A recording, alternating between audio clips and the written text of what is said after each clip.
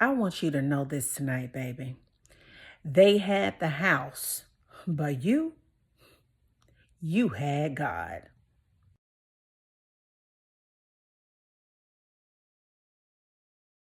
No peace. When a person is destroyed, the enemy uses people to do dirty, and then he will totally embarrass, humiliate, and strip peace, strip patience, strip love, strip legacy, strip. It's a spiritual collapse that is taking place, and God is just now getting started. There is a spiritual collapse taking place, and God is just getting started, even if it looks successful for a little while.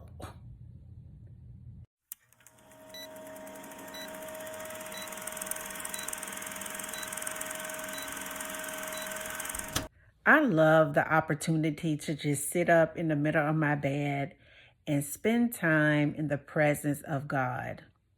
Just sitting here, spending time with Him. He begins to minister to me and talk to me and give me some really neat things to really share with you tonight. And I know that the way that our world is going, it's just like tension all the time.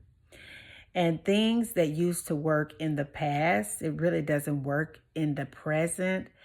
And sometimes the devil don't want to let go of the past because he's been able to really micromanage souls, control the airwaves, control emotion, control actions, control thoughts, control the food, control every aspect of a human experience. But now God has taken it back and he is in control. So the kingdom of hell has lost control of the airwaves. They've lost control of your mind. They've lost control of your body. They've lost control of their influence. They've lost control of the things that you used to do. They just really have lost control. And what I see is just a battle to keep control that is lost. You know, God whispered to me that it's going to be restoration of your name, restoration of your identity, restoration of your purpose, restoration of your land, restoration of your mind, restoration of your heart, restoration with you communicating directly to the Most High, restoration for you honoring the custom, the ideals, and the ways of your ancestors. God is saying restoration. Because sometimes when the enemy comes in like a flood and takes things illegally, sometimes that depending on who the devil uses, vessels feel that there's no type of recompense for seeds that have been sown. But what God has really showed me over the past few years is that it's evidence all over the place that you reap what you sow. And I know sometimes people feel because they have power that they're exempt from the law of sowing and reaping and cause and effect. But that's a spiritual law, and there's no way that you could continue to put things in a spiritual bank of just destruction and not reap destruction, stealing and not reap stealing, destroying things and not reap, just destroying, just being ways that are not godly. And I know sometimes we feel as humble people that just so in love with God and just doing the right thing, sometimes we feel that we don't have enough power, we don't have enough authority, we don't have enough money to really make a difference. And I want you to know, baby, that these people may have the influence. These people may have the money. These people may have the weapons. But here it is. You got God. Do y'all hear me tonight? They may have the house, the mansion on a hill, a fortress. But you got the house. You got God. You got God. Because if God can be for you, who in the world can be successful against you?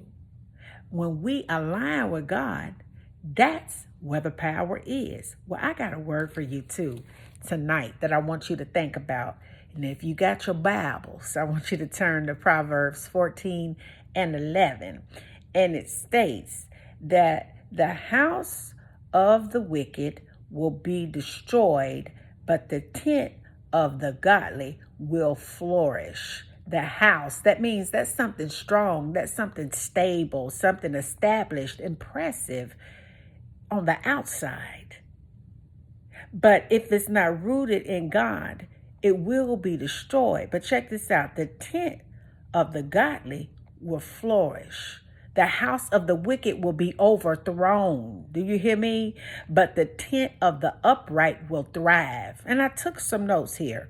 I want you to understand that in life we got two types of people because they serving two types of God. It's either the Most High or the devil. We have people that are wicked, okay? And we have people that are godly.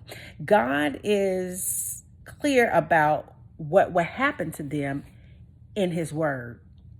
He's clear about it. Sometimes we get confused about it because we're like, what is taking so long? This person has been rotten for 20 years. This person has been a low down dirty scoundrel my entire life. It's certain groups of people that have been warring against humanity since the beginning of time. What is happening with it? And I would just say in that, you have to trust the Lord with all of your heart and all of your mind and all of your soul and lean not on your own understanding, but in all of your ways acknowledge him, and he will not only direct your path and guide you, he will work for you if you believe.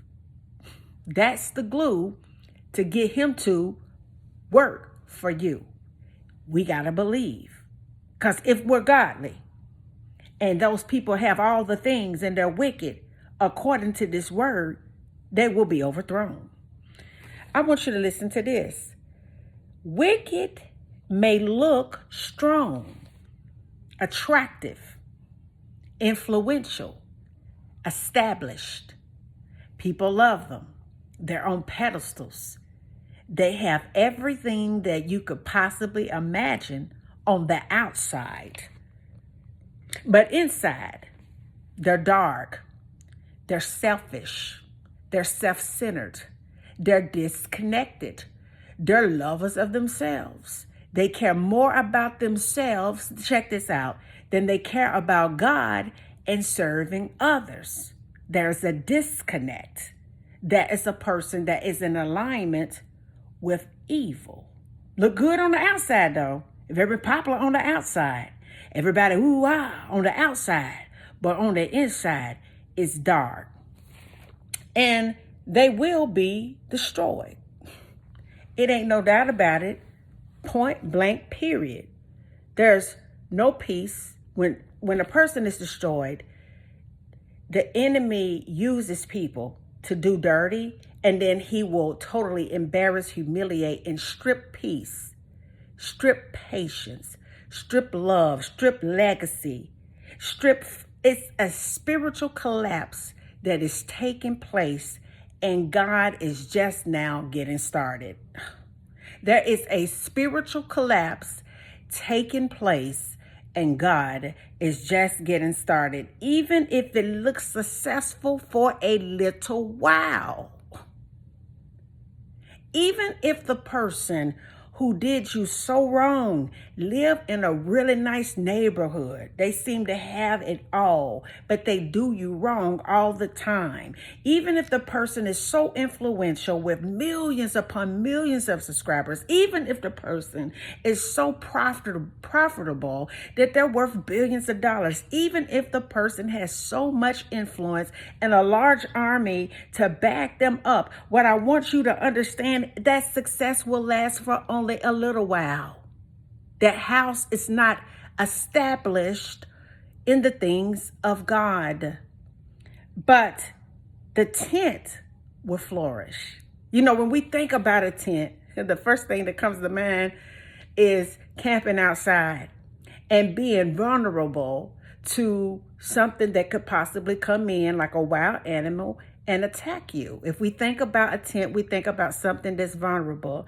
We think about something that's fragile, not stable, even temporary. But in this text, it represents someone, check this out, that has humility, someone that is humble, someone that's faithful, and someone that's totally dependent on God. That's what that tent represents. See, God is more concerned about character over comfort, because we understand in trusting God and following Him, we get uncomfortable. We understand that doing the will of God in this world is not always easy. It's sometimes get us outside of what we're accustomed to, where we totally have to abandon everything that we've learned. We have to undo it, unlearn it, and reintroduce a high level of thought, of acting, of feeling, of all the things that we do. So God is more concerned about character over comfort. Sometimes we get uncomfortable, but it's God moving. He's moving the tent a little bit into the alignment of His will.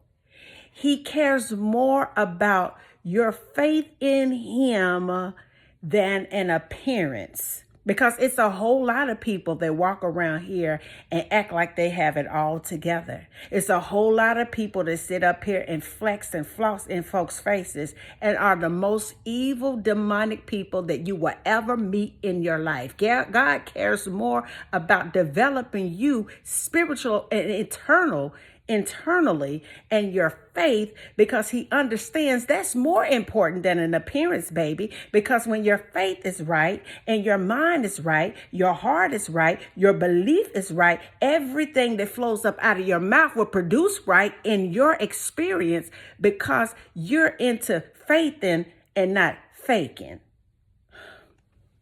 So what is built on righteousness may seem small and fragile right now. Your life may seem small. You may feel small. You may feel vulnerable right now. You may feel fragile like a tent right now. But I want you to know that you will thrive no matter what, because God is with you. Because if God can be for you tonight, who in the world could be against you? So I want you to know that you don't have to envy the house if your tent has the favor. You don't have to envy somebody's life. You don't have to envy what the next person may have. You don't have to be jealous of anything, baby. If your tent is in alignment with God, you got the favor. God is building something eternal within you. A lot of people may have the stuff, but you got God. They may have the outward appearance, but you have God. And I was just thinking about that tonight. And I wanted to share that with you tonight, because a lot of times the devil will try to use circumstances, situations, and what you have against you. But if God can be for me, come on tonight, who in the world could be against me? You may be small to some people. You may not have much. You may be in the tent literally. You may seem insignificant, but your faith and your total dependence, reliance on God, your ability to just be humble, have humility, and give thanks for just the scraps. When God get through establishing you inside and breathe on what He has put on the inside of you, you will flourish from your tent. Think about that. I love you guys. Peace. Because I still be, hey, believing in you. Have a good night.